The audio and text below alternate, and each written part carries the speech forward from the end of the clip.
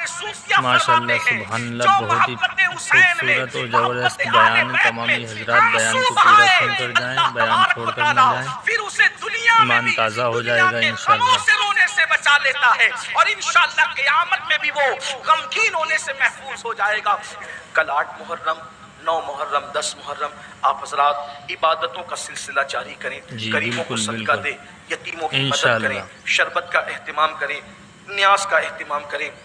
9 اور 10 محرم کو روزہ رکھیں. اس روزے کی بڑی فضیلت ہے کہ جو عاشور کا روزہ رکھتا ہے اللہ تعالیٰ ایک روزے کے بدلے میں اس کو 1 سال کی روزے کا ثواب عطا فرماتا ہے، یا اس کے 1 سال کے گناہ معاف کیے جاتے ہیں. اس لیے روزوں کا اہتمام کریں. خواتین سے بھی گزارش ہے کہ 9 اور 10 محرم کو ضرور روزہ رکھیں. ان راتوں میں عبادتوں کا اہتمام کریں. صلی اللہ علیہ وآلہ وسلم مختصر درود شریف ہے، درود شریف پڑھیں. جو لوگ اب تک نماز نہیں پڑھتے وہ نماز کے پابند بنیں، شروع کریں. جس عبادت کو بچانے کے لیے کربلا کے تاجدار نے قربانی دی ہے، آپ اس عبادت کی طرف آئیں. آج سے پہلے گناہ کرتے تھے، نشہ کرتے تھے، چوری کرتے تھے، کسی عورت پر پاپ کی نظر ڈالتے تھے، ان سارے جرائم سے توبہ کر کے سچی حسینیت کی طرف آئیں، کردار کی طرف آئیں، ایک سچے مسلمان کی طرح زندگی گزاریں. اگر زندگی گزارنا ہے امام حسین کے طریقے پہ گزارو، یزید بن کر زندگی مت گزارو. یزید کی تو قبر کا نشان بھی مٹ گیا، آج بھی میرے امام کے ڈنکے بج رہے ہیں. اس لیے میری گزارش ہے کہ آپ سب عبادت کی طرف آئیں. آج سے پہلے جو ہوا سو ہوا. امام پاک کی محفل میں آج سچی توبہ کر لو، بدل جاؤ، زندگی کو تبدیل کر لو. اللہ تعالیٰ سب سے پہلے مجھے آپ سب کو توفیق عطا فرمائے. اللہ اکبر. اور اتنا ہی نہیں بلکہ ہمارے صوفیہ فرماتے ہیں جو محبت حسین میں، محبت اہل بیت میں آنسو بہائے اللہ تبارک و تعالیٰ پھر اسے دنیا میں بھی دنیا کے غموں سے رونے سے بچا لیتا ہے اور انشاءاللہ قیامت میں بھی وہ غمگین ہونے سے محفوظ ہو جائے گا. اس لیے کہ جس کے ساتھ محبت ہوگی قیامت میں اسی کا ساتھ نصیب ہوگا. تو اللہ کے رسول علیہ السلام. اور پھر یہ بات بھی میری قوم کے جوانوں یاد رکھنا، کیونکہ کربلا بہت سارے لوگ لکھتے بیان کرتے تو یہ بات کہی جاتی ہے کہ اللہ اکبر وہ اچانک حادثہ ہو گیا. اور یہ بات بھی میں نے اپنے کانوں سے کسی کو کہتے ہوئے سنی کہ اونٹ ذبح کرتے وقت جتنا ٹائم لگتا ہے اتنے ٹائم میں تو پورا کربلا ہو گیا. یہ 10 دن تک کربلا بیان کرنے کی کیا ضرورت ہے؟ اتنے میں کربلا ہو گیا تھا. جتنے میں اونٹ ذبح ہوتا ہے اتنے میں وہ 72 کے ٹکڑے ہو گئے تھے. بس بات ختم ہے، 2 منٹ کی بات ہے. لیکن آپ کو پتا ہونا چاہیے سیرت النبی کے بعد سب سے زیادہ اگر کوئی عنوان دنیا میں لکھا گیا ہے تو اسے کربلا کہتے ہیں. اگر وہ اتنا ہی مختصر ہے کہ اونٹ ذبح ہونے اتنا ہو گیا تھا اور وہ جا رہے تھے اور ان کو چند لوگوں نے پکڑ کے مار ڈالا اور ختم کر دیا، قصہ تمام ہو گیا. یہ بات میں اپنی طرف سے نہیں کہہ رہا ہوں، ہمارے سینے چھلنی ہوتے ہیں. اس سے لوگوں کو تکلیف ہوتی ہے کہ ہم کیوں یہ بات کرتے ہیں. ہم کہتے ہیں لوگ یہ بات کیوں کرتے ہیں؟ آخر نواز رسول کی شہادت کو ہلکا کرنے کی کوشش کیوں کی جا رہی ہے؟ یزید سے رشتہ کیا ہے کسی کا؟ آخر کیوں یہ باتیں کہی جاتی ہے ہر سال؟ یاد رکھیے اللہ کے رسول علیہ السلام نے اپنے گھر والوں کو اتنی تفصیل سے کربلا بتایا کہ جنگ صفین کربلا پر جتنی کتابیں لکھی گئی ہے اس میں یہ روایت موجود ہے. چاہے امام ابن جریر طبری کو آپ دیکھ لیں، ابن کثیر کو اٹھا کر کے دیکھ لیں. آپ اسی طریقے سے جو ہے اور بھی جتنی اردو زبان کی، عربی زبان کی، فارسی زبان کی کتابیں ہیں، حتیٰ کہ جنگ صفین کا تذکرہ، کربلا بھی نہیں، صفین جس نے لکھی ہے، صحیح لکھی غلط لکھی اس پر بات نہیں کر رہا ہوں، مبالغہ کیا نہیں کہ اس میں بات نہیں کر رہا ہوں، لیکن صفین کا عنوان جب بھی آیا اس میں یہ روایت ضرور لکھی گئی کہ مولائے کائنات کا لشکر جب فرات کے کنارے سے گزرا تو اس وقت مولا علی نے فرمایا یہاں رکو، یہاں ٹھہرو.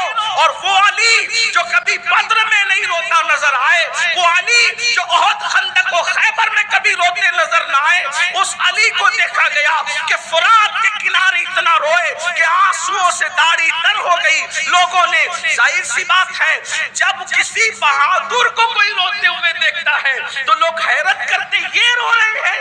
مولا مشکل کشا سے پوچھا گیا علی کیوں رو رہے ہو؟ کہتے ہو اس جگہ کو جانتے ہو؟ یہ کربلا ہے، کربلا۔ اور اتنا تفصیل سے رسول اللہ نے گھر والوں کو کربلا بتایا تھا کہ مولا علی نے اس دن کہا یہاں میرے حسین کے اونٹ بیٹھیں گے، یہاں ان کے خیمے لگیں گے، یہاں ان کے کجاوے رکھے جائیں گے۔ یعنی کربلا کتنی تفصیل سے غیب داں نبی نے اہل بیت کو بتایا تھا کہ اونٹ کے کجاوے کہاں رکھے جائیں گے، زمین پر تک بتا دیا تھا، خیمے کہاں لگیں گے تک بتا دیا تھا، قبریں کہاں بنے گی تک بتا دیا تھا۔ اب بتائیں اتنی تفصیل سے جو واقعہ بتایا گیا ہو، کیا وہ واقعہ معمولی ہے؟ نہیں، اور وہ بھی کون سا؟ محبوب رسول حضور علیہ الصلوۃ و تسلیم کہتے ہیں اللہ میں اس سے محبت کرتا ہوں حسین سے، اور جو اس سے محبت کرے تو بھی اس سے محبت کر۔ میرے آقا علیہ السلام فرماتے ہیں عرش کی دو تلواریں ہیں۔ اللہ کے رسول علیہ السلام فرماتے ہیں عرش کی دو تلواریں ہیں۔ تو کہا پوچھا کہ وہ دو تلواریں کون سی؟ تو فرمایا ایک تلوار کو حسن کہتے ہیں، ایک تلوار کو حسین کہتے ہیں۔ بے شک بے شک۔ عرش کی تلوار ہے۔ پھر فرمایا جنت کی زینت ہے، زینت جنت کیا ہے؟ تو کہا حسن ہے، حسین ہے۔ کہاں تک کہ ان شہزادوں کی شان بیان کی جائے، اللہ کے رسول علیہ السلام کی گود میں آتے ہیں، چھلانگ لگا کر بیٹھتے ہیں، داڑھی کے اندر انگلیاں ڈالتے ہیں، جبریل امین حاضر ہیں تو جبریل امین نے عرض کرتے ہیں حضور آپ اس شہزادے سے محبت کرتے ہیں؟ جی بڑی محبت ہے۔ حضور اس کو شہید کر دیا جائے۔ حضور علیہ الصلوۃ و تسلیم امام حسین کا گلا چوما کرتے تھے، گلا۔ بچوں کی پیشانی چومی جاتی ہے، حضور پیشانی بھی چومتے تھے، منہ چوما جاتا ہے منہ بھی، لیکن امام حسین کا گلا بھی چومتے تھے۔ لوگ کہتے تھے گلا چومنے کی وجہ کیا ہے؟ تو فرماتے ہیں اسی پہ خنجر چلے گا۔ جب یاد آتا ہے تو حضور گلا چومتے۔ یہ ہے محبوب ترین ہستی، اور ہمیں رسول اللہ کے محبوب بننے کا آسان طریقہ، اللہ کے محبوب بننے کا آسان طریقہ کیا؟ کہ حسین پاک سے سچی محبت کرو۔ حضور فرماتے ہیں جو اس سے محبت کرے گا وہ اللہ کا محبوب بن جائے گا۔ حب اللہ من حب حسینا، وہ اللہ کا محبوب ہے جو میرے حسین سے محبت کرتا ہے۔ سبحان اللہ۔ بلکہ ایک روایت یہاں تک بیان کی گئی، اللہ کے رسول علیہ السلام ایک دعوت میں تشریف لے جا رہے ہیں، ایک بچے کو بچوں میں کھیلتے دیکھا تو حضور علیہ السلام اس کو پیار کرنے لگے۔ صحابہ نے پوچھا حضور اس بچے سے کوئی خاص رشتہ ہے؟ کہا کوئی رشتہ نہیں ہے، بس یہ میرے حسین سے محبت کرتا ہے۔ میں نے دیکھا کہ میرے حسین کے پیروں کی مٹی کو یہ اٹھا رہا تھا تو میں نے دیکھا کہ یہ بچہ میرے لاڈلے سے پیار کرتا ہے تو میں نے اس سے پیار کیا، اور اتنا ہی نہیں قیامت میں اس کی بھی شفاعت کروں گا، اس کے ماں باپ کی بھی شفاعت کروں گا، کیونکہ میرے لاڈلے حسین سے پیار کرتا ہے۔ میرے پیارے آقا علیہ السلام کے پیارے دیوانوں، سیدنا ابو ہریرہ رضی اللہ تعالیٰ فرمایا کرتے تھے، یہاں پھر ایک بات عرض کروں جو میں ہر سال کہتا ہوں، ہر جگہ کہتا ہوں، یہ کہ صحابہ نے اہل البیت سے جتنی محبت کی ہے آج اس کا ہم تصور نہیں کر سکتے۔